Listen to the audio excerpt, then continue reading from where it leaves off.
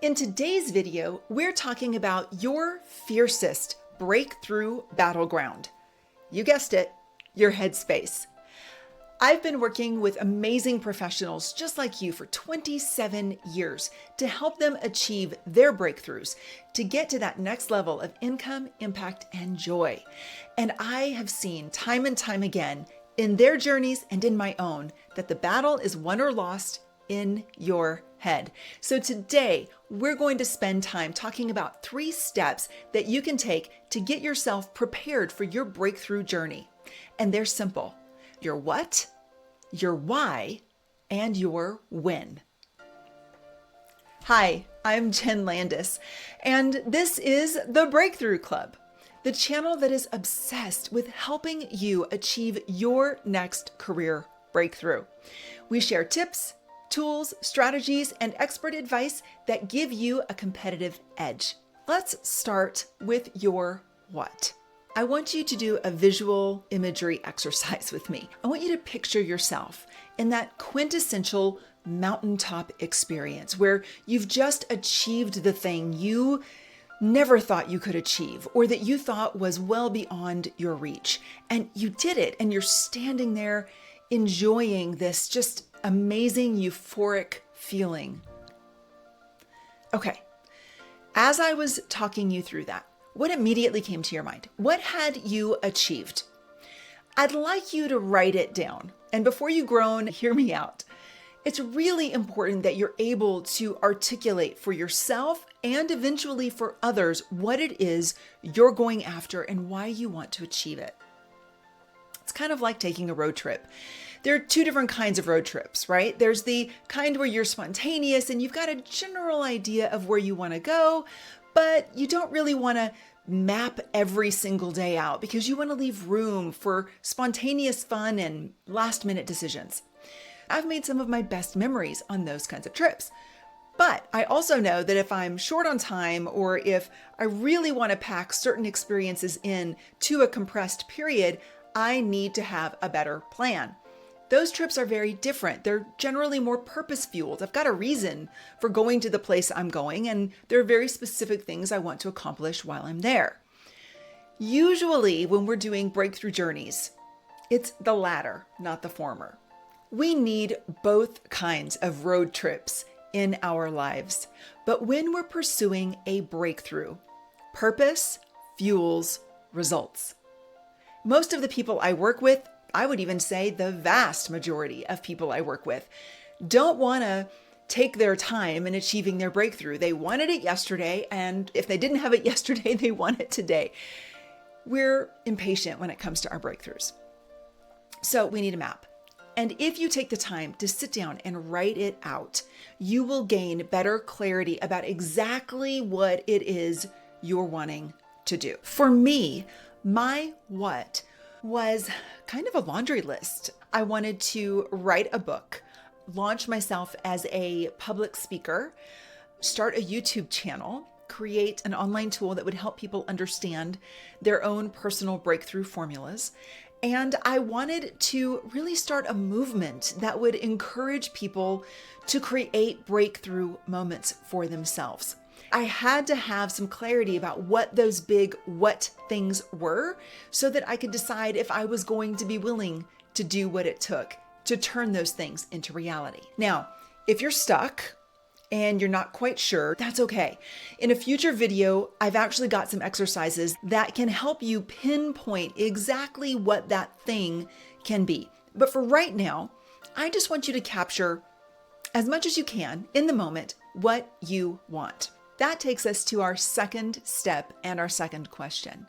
What is your deep motivation? Why do you want the thing you just talked about so badly? I mean that deep, abiding reason for wanting whatever your what was.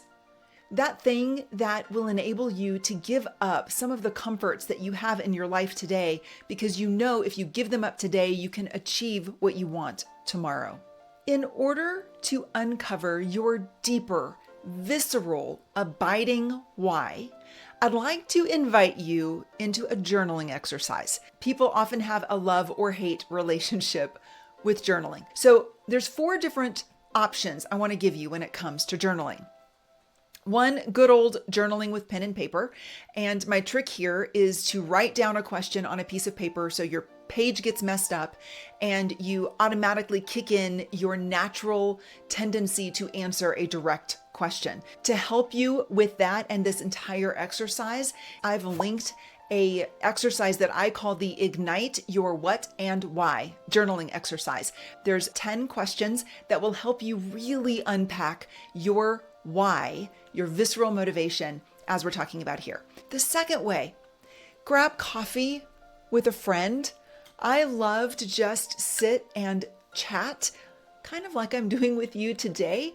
Use the questions as conversation starters instead of journaling prompts. That conversation will still yield the same benefits.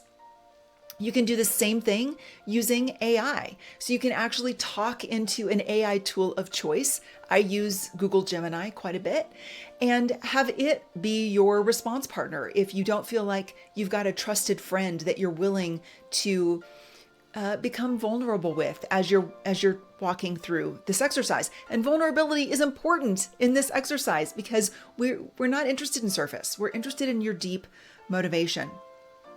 The last thing you can do is you can verbally journal by yourself. So I use my notes app on my iPhone, and when I want to capture something or just ramble, I'll talk into my notes app and then go back and look at the transcript. Once you've captured your why, I want you to step back and look at the strength of your why, your deeper motivation, and its ability to support the what we talked about in step 1.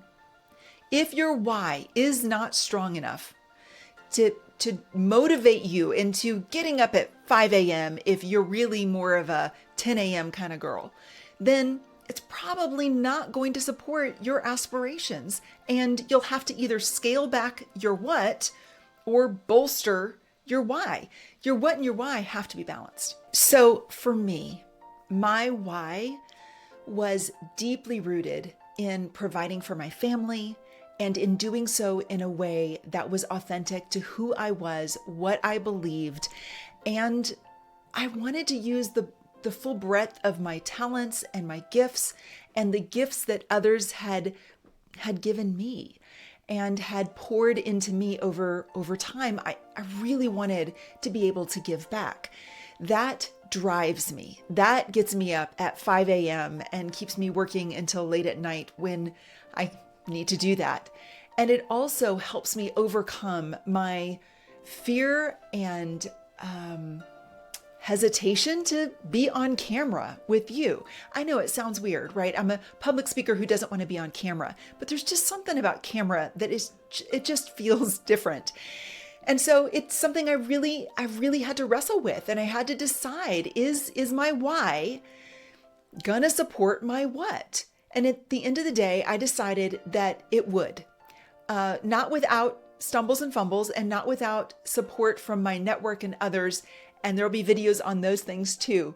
But at the end of the day, I decided, yes, they're balanced. Once you've balanced your what and why, you're ready to move on to step 3. Step 3 is your when. So once you have your what and your why, now you've got to decide when you're going to do something about that. When are you going to step forward and really start taking action? And the first action I'd like to encourage you to do is to share your what and why with someone that you can trust. Putting it out there, stating it out loud, forces you to articulate it, to try it on, see how it feels before you put a lot of effort and time and other resources into your breakthrough journey. And it kind of puts a stake in the ground. It forces you to declare and make a decision that you're going to move forward. Once you've declared it, what date on the calendar are you going to pick to start really intensely focusing on your breakthrough journey? So you've got your what, you've got your why, you've got your homework for when, if you choose to do it, and you've got your date. So now I think you're going to be interested in this video over here.